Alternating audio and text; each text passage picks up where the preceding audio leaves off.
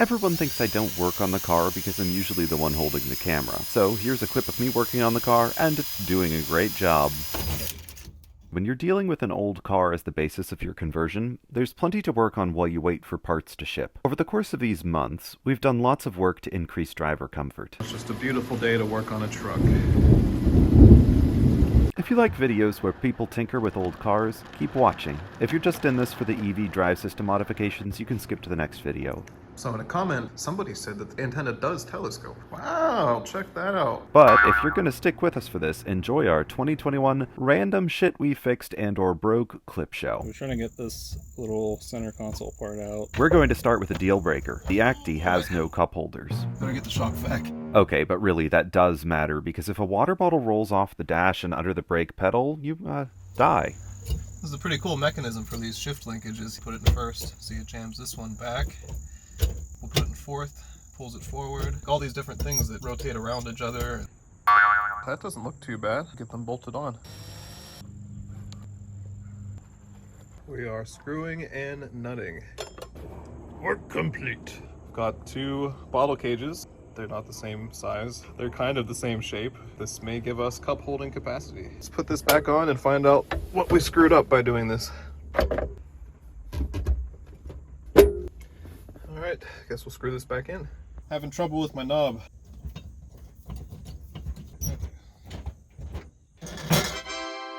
So previously we showed that radio transmitter, and unfortunately the signal seems to be pretty weak. Thinking if we just boost the signal from the phone to the transmitter, it'll get us where we need to go. So I'm working on an amp. I have this old shitty smartphone, circa 2010, directly hooked up to this old speaker. I'll just demonstrate what it is on max volume.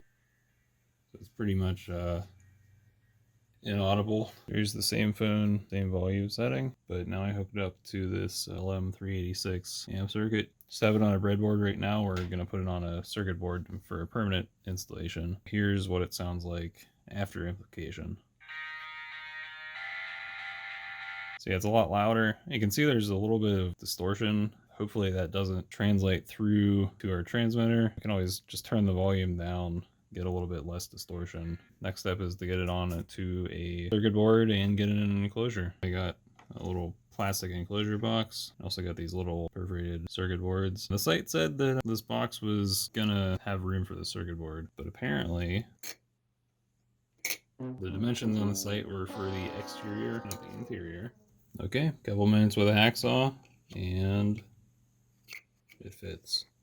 So now task is to transfer the circuit off the breadboard onto this little perforated circuit board. I want to show you our working setup today because I was on the road for a while, so my back hurts. So I'm in this like nice chair that's meant to go with this desk, and then Jason is in like a camping chair, and he's like, greetings from Munchkin Land. I have most of the components moved onto the prototyping board. So it has these through holes, and you put the components on them and then you solder them. Don't look too closely at this horrible soldering job. I'm not a professional. These three holes are bridged to one another.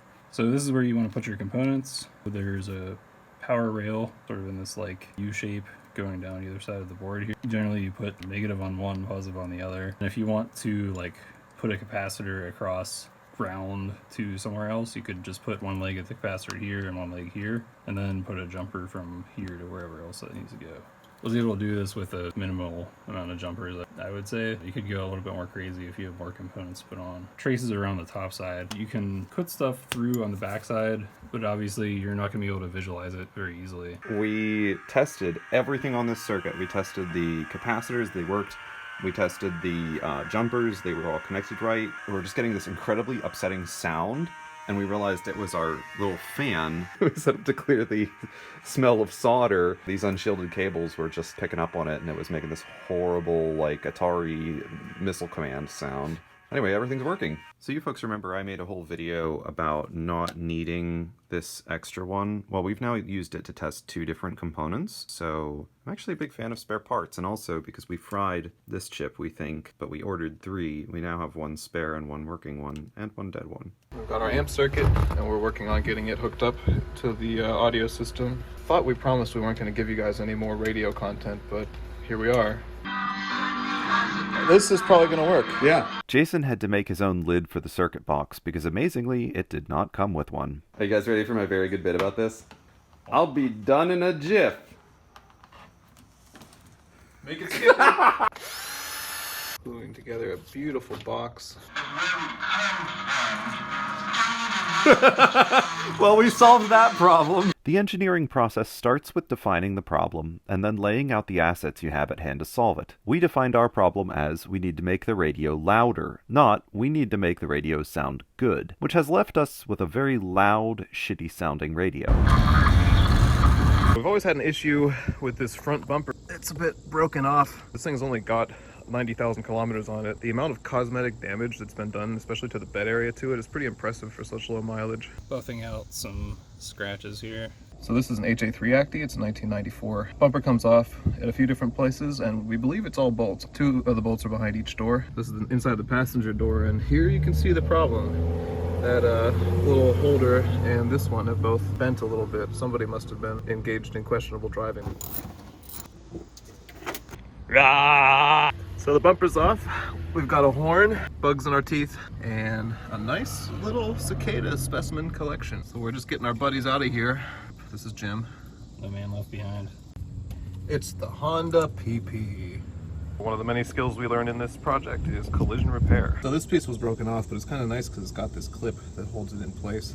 So we're just going to apply a little bit of JB Weld here, and then this piece here has got to be put back on. 1.25 inches down from here. We are dumpster diving for a piece of plastic to hold that bumper clip in place. Cottage cheese container.